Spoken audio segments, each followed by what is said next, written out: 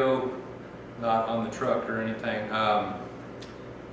Just thought I'd mention something on used tools, especially if you're a younger guy or gal who, you know, say you're 14, 15, 16, 17, 18, whatever, and you know, you have a truck or a car for that matter, and you know, you're wanting to start doing some of your own work on it, and you don't have the tools, nor do you have a lot of money to go spend on tools.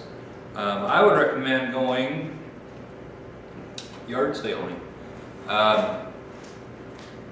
My wife and her mom, we just call it junk shopping or junk sailing anyway. They went this morning, actually yesterday and this morning. They're having a big junk sale. Several towns around here, small towns, are having sales, and just like garage sales. Anyway, that's an excellent place to pick up tools, and I'll show you what she managed to get me. Get you off of here.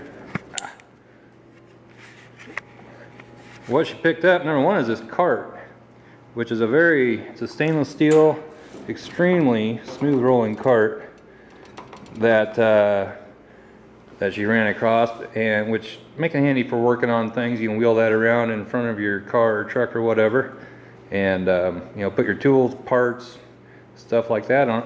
I made this cart when I made this one when I for my truck bed. I had my truck bed sitting on top of that. Actually didn't have the plywood on top of it, and so then once I got done with my truck, I turned it into a portable bench. It's on wheels too, which I'm not going to roll it around now, but I roll it around and have been using that. You know, you can roll it out in front of your vehicle or whatever, and it works real good. Although it's a little big sometimes, but it does work good. So you can make your own relatively cheap, but for $25, I think that was a pretty good deal.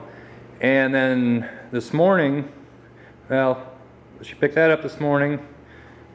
She also picked up, it came with this Craftsman bag and all these Craftsman tools for $20, which these are all, you know, like tools I have hanging up over there. Doesn't look like they've been used very much. Some of them, that one's a little rusty right there, but I mean, I could take a wire wheel on that, it'll be cleaned up. These are all Craftsman made. You know, they're the good old made in the USA ones. Craftsman makes, their tools are now made in China, and I'm kind of turned off by that. I won't be buying any more Craftsman tools, not the China made ones anyway. Is there anything wrong with them? I don't know. Probably not for, you know, somebody just working on stuff on the weekend and so forth, but I like the made in the USA ones. One way, really the only difference, I do have I've got one wrench over here that's this 23 millimeter here. I was always missing a 23 millimeter, and I ended up getting this one for Christmas. If you look at the end on this, and this is one that's made in China, and there's not a lot of difference between any of these.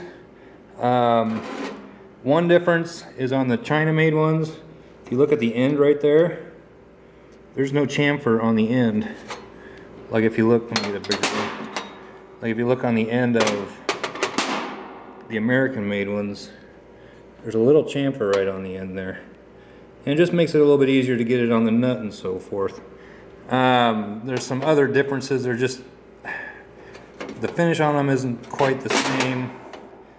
I don't know, they're just a little bit different. I don't know what metal they're made out of or anything, so I don't know. But I'm not buying any.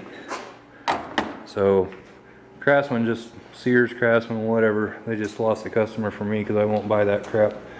If I had to buy a new set of tools, I would probably buy SK. If you can afford Snap-on, go for that. But SK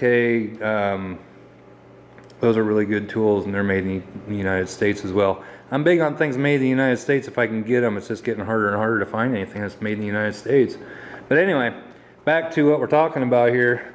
She picked up all these tools. These over here, I've got 2 sets of these, although it doesn't have a couple of these sizes. I think this was a kind of a gimmicky thing that Craftsman did. They've got it's kind of a ratcheting head on it, so you can put it on a nut or a bolt, and you're supposed to be able to ratchet it and then loosen, ratchet it, loosen, or flip it over and ratchet it, tighten. Problem is, I always end up putting them on backwards, and it's just a pain in the ass, so I never use them. Or I should say very rarely use them. But other than that, we've got 2 11/16, 2 5/8, 2 9/16, 2 1/2 inch, 2 7/16, 2 3/8. What's that? 11/32, 5/16, and I don't even know what the hell that one is. Oh, that's 5/16, 3/16. No, 5/16. Or maybe they're 3/16. Shit, I don't know. And a 1/4 inch. So I think they did pretty good. These down here, these were mixed in with it. Some Stanley open end on both ends. Would work perfectly fine. I don't have any other Stanley wrenches. But anyway, that whole set right there with the bag was $20. And see, I mean, you're probably looking at, I don't even know. To get all those wrenches and the bag and everything, I don't know, 50, 60 bucks, something like that. And then yesterday she came home with a bench grinder. It's a 6-inch bench grinder, Ohio Forge. I don't know anything about it. Not much to a bench grinder. It's just a motor with 2 wheels. I'm going to replace one of these wheels with a wire wheel. I'll use that a lot more than the grinding wheels, I think. You can get all different grits for the grinding wheels and so forth.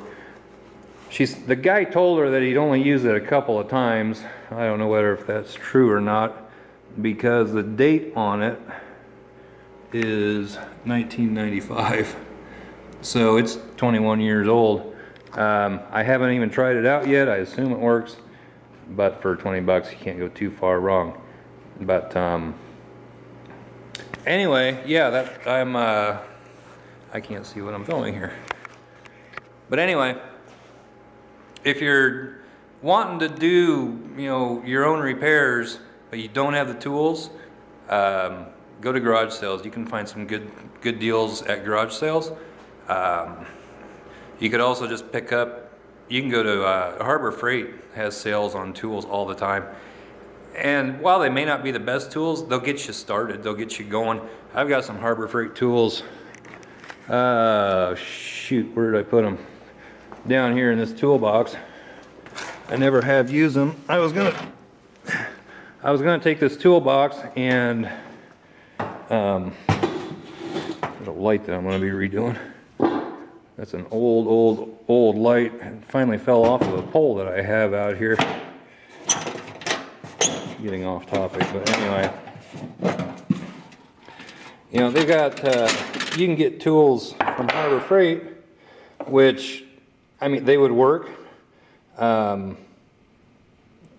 reason why they wouldn't work. And you can pick up a whole set of metric or standard for like $7 at Harbor Freight. I don't know, something about Harbor Freight just kind of turns me off. I think a lot of it is because a lot of their stuff is Chinese made. These are Chinese made.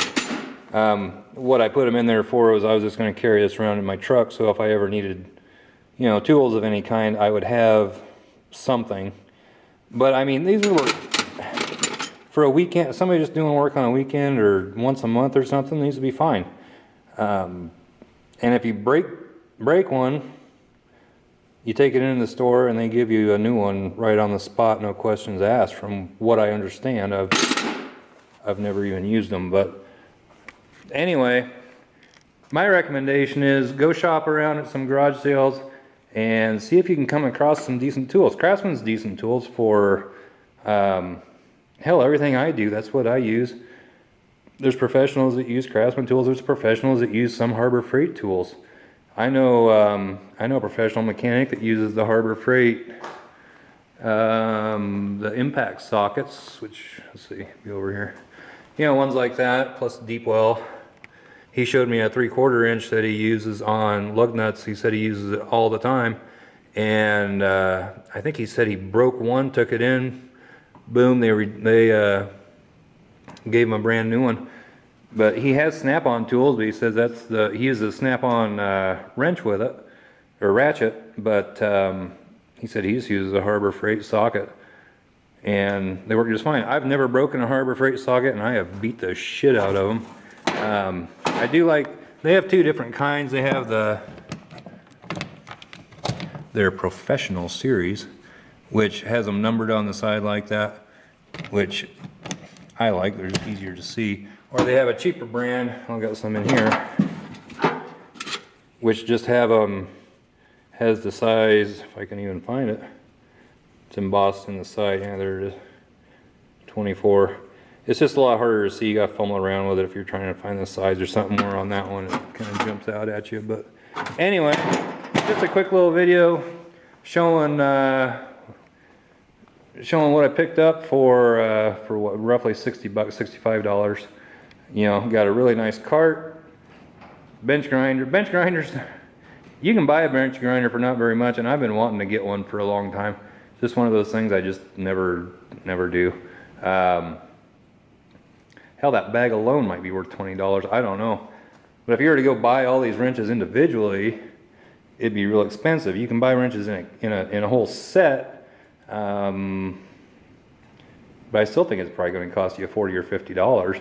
Now, granted, that's not a whole set all the way up, you know, to the bigger sizes. The biggest one in this is 11/16. But you know, probably the most common wrenches you're going to use in here are, you know, 5/8, 9/16. 7/16 fits a lot. 3/8, ½ inch.